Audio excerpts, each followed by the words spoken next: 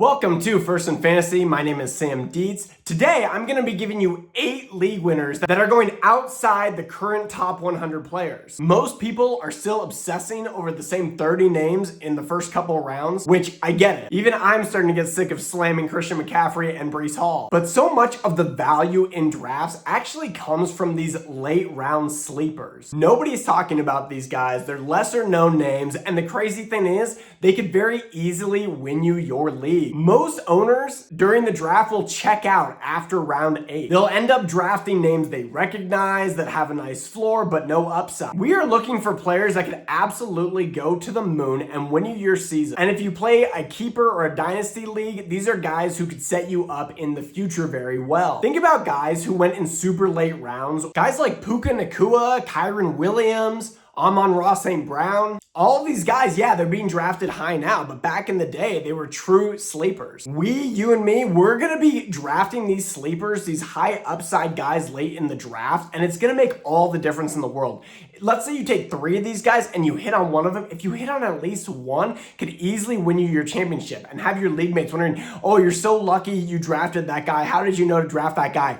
Because we were here right now doing the work. If you get any value out of this video, I'd really appreciate it if you could subscribe to the channel, hit the like button. We are a new channel, we're trying to grow, and we actually just started a Discord, so feel free to join that if you're looking for a place to talk NFL, fantasy football, bets. We can do it all in there. We can connect 24/7. It'll be really fun. It's something I'm really looking forward to starting. With all that being said, let's get started. The first player we're gonna be talking about today is Miami Dolphins quarterback Malik Willis.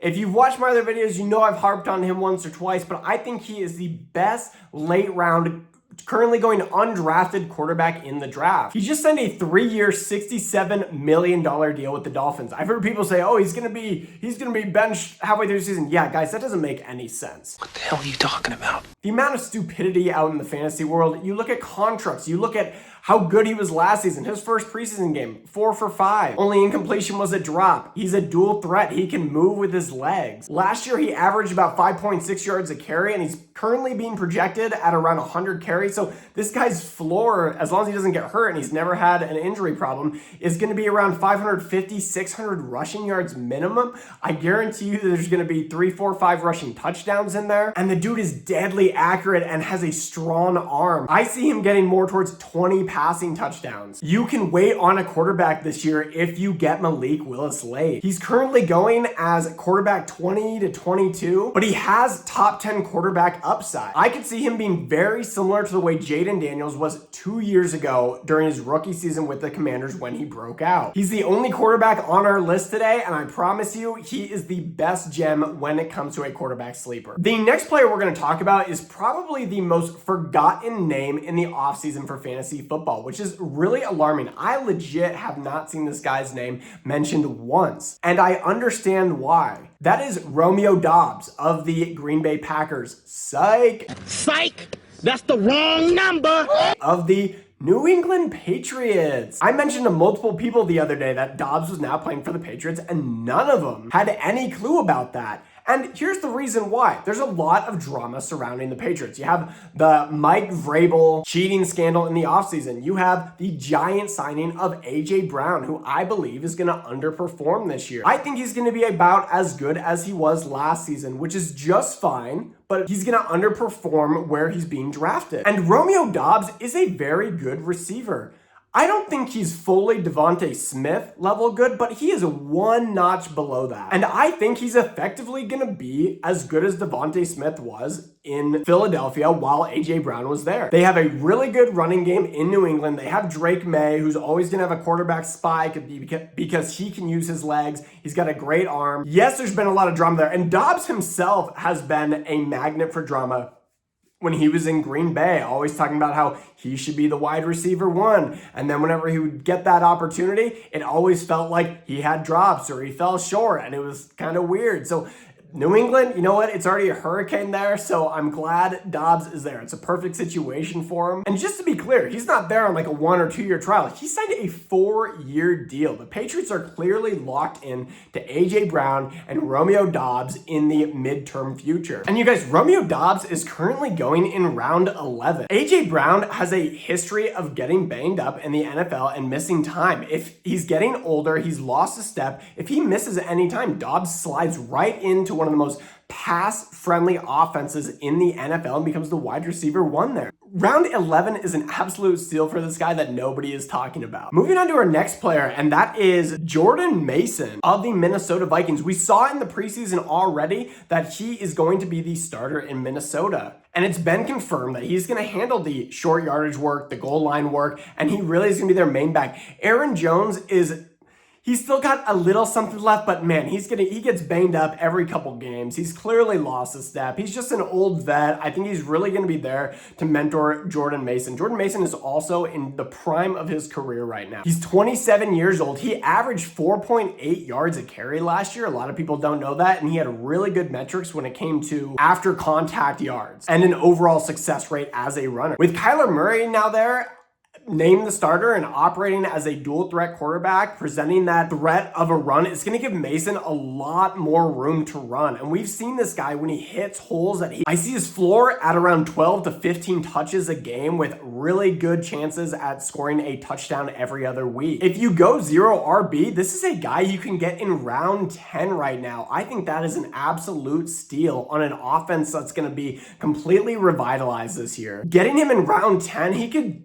legitimately finish with guys going in rounds 3, 4, around their same number. So what an absolute steal. Go and get Jordan Mason. Great 0 RB candidate. Great situation. Great gem. This next player, his name I can barely pronounce. Dejon Stribling of the 49ers. I don't know what we're doing with names these days. It used to be Sean, and then it was Deshaun. And now we're at Dizon. I don't even know how to say it. I'm going to have to listen to the announcers over and over again this season. It's funny because I'm here telling you that this guy could become a household name that almost no one can pronounce. But that is besides the point. He was a 2nd round pick this year for the 49ers. And with the injuries, Mike Evans is already dealing with injuries. Ricky Pearsall has already been ruled out for the season. We don't know if George Kittle is going to be back for week 1. Everyone knows, right, that the 49ers are plagued with injuries all the time. And all the reports out of camp is that this guy has looked electric. We saw him make an amazing catch in the first preseason game, and he went for 7 catches and 63 yards just in the first half of that preseason game. Kyle Shanahan has been praising him nonstop, and the cool thing is they've been using him all over the place. In the slot, on the outside. It looks like this guy can do everything. If you go watch highlights of him too, he is a beast. Like, he's just physically built. He's a guy I was really hoping to get a steal on. And of course, in the first half, he breaks out, and I'm like, oh, great. This guy's going to be shooting up draft boards now. But currently, he's still going around round 12. This is a guy who has a path to be the 49ers wide receiver 1 by the end of the season and for the future. In a Kyle Shanahan offense, are you kidding me, with Brock Purdy at the helm? That's a dart I'm throwing all day in round 12. I would even reach for him round 10, round 11, if some of those other guys I haven't mentioned are around, or if you have those positions already filled. Really, really like Dejon Stribling. And that's a guy, if you drafted, a lot of your league mates are going to be like, who is that? Like, I have no idea who that is. And you're going to be like, you'll see. You will find out. All right, we are through 4 players. I've got 4 left for you. If you're enjoying this video at all or getting anything out of it, I would really appreciate a like. If you want to subscribe, that'd be even greater. We're really trying to grow the channel, grow the community. If you want a separate community from the football community you already have, please hop in our Discord. Love to have you, love to talk. All right, let's move on to our 5th player, and that is Blake Corum. Yes, this is a name you've heard a decent amount about, and I won't spend too much time on him. We all know Blake Corum is the ultimate handcuffed to Kyren Williams on the best offense in the league in the LA Rams. Last year, he had 145 carries, 746 yards, and 6 touchdowns. That brings him to 5.1 yards per carry. To me, he does a lot of things a little bit better than Kyren Williams, but he's also a little worse at some things than Kyren Williams. He isn't as good at catching.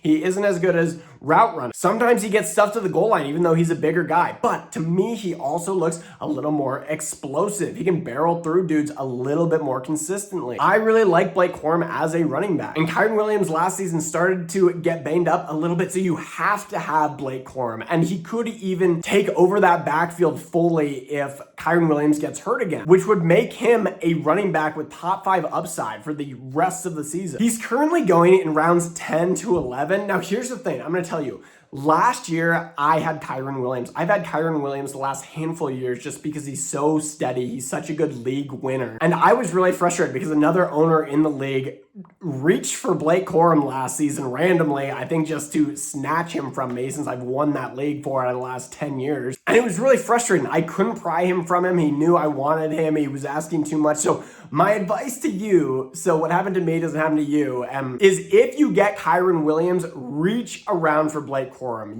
You have to get him if you have Kyren Williams. I understand it means you're not getting some other player that might have a little bit more current upside, but you have to have him as that insurance policy.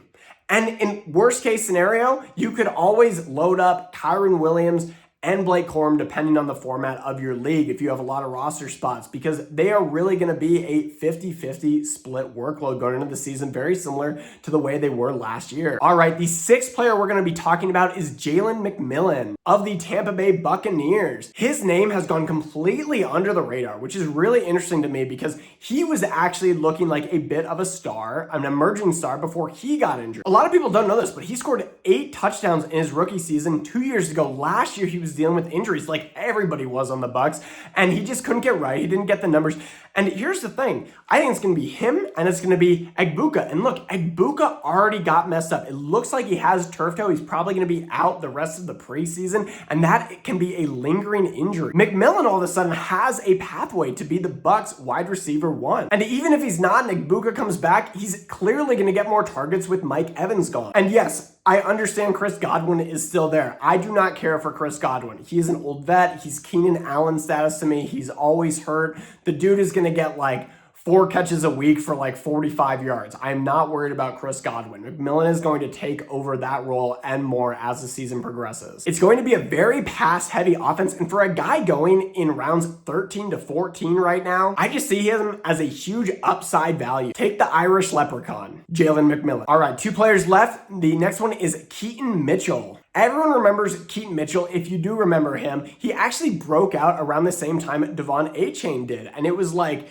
Devon Achane at the time was the second running back for the Dolphins, and Mitchell was the second running back for the Ravens, and he was behind Derrick Henry. And everyone was like, oh my gosh, Achane's going to take over, and Keaton Mitchell's going to take over. What happened? Keaton Mitchell's leg snapped in half. Achane went on to take over, and Derrick Henry just keeps being Derrick Henry. He's the ageless wonder. But Keaton Mitchell, he is healthy again. He's back, and he is now with the Chargers. Mike McDaniels is amazing. He is the one who schemed Devon Achane into being a superstar, and now he gets a nearly identical player, not quite as good as Achane in my mind, but a really, really good player in Keaton Mitchell that will operate as the secondary back behind Omarion Hampton. There is so much value on this guy. If Hampton gets hurt like he did last season, then Mitchell now has a pathway to being a running back 1, a top 10 running back. And even outside of that, I'm not going to be surprised if he is in flex territory to play every single week. We're going to look in a few weeks and potentially say,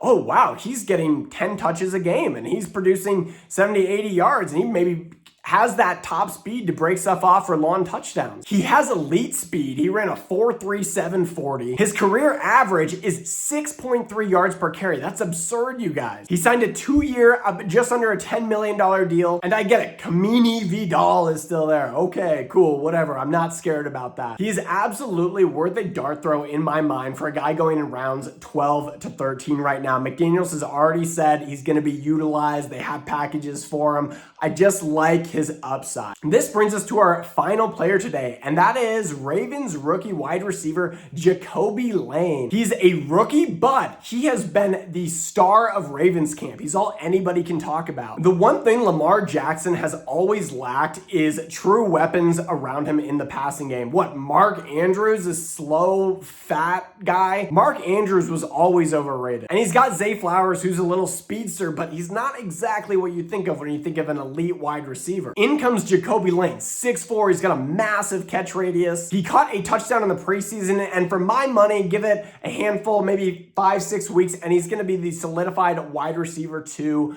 on that offense. He's the deepest sleeper on this list, currently going in round 14, but I think he could be a serious gem, especially in a time right now when Lamar Jackson, after dealing with the injuries of last season, looking to slow down a little bit, he's gonna have to use his arm more, and he loves big-bodied receivers. I think Jacoby Kenobi Lane could be an absolute steal, a gem, and if he's still sitting there in round 14, go get him. All right, those are the 8 players I believe could be league-winning sleepers. If you enjoyed any part of this video, please drop a like, sub, and if you want a new fantasy community, click the Discord in the description below. I'd love to connect. Have a good one.